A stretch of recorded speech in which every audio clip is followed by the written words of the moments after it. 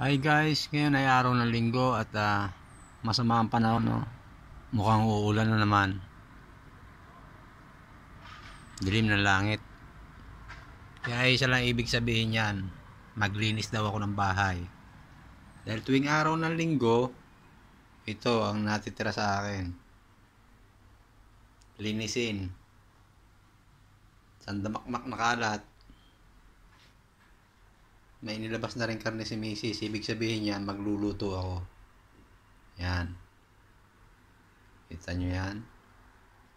Ganito ang trabaho ko pag linggo. Tagalinis ng bahay, taga-plancha,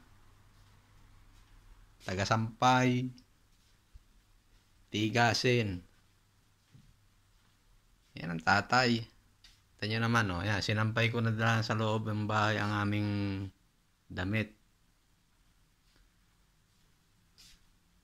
Sama kasi ng panahon. Dito ko dapat ito sasampay. Yan, dyan. Yung mga basahan, sa labas ko na lang sinampay. Kahit mabasa, basahan naman siya eh.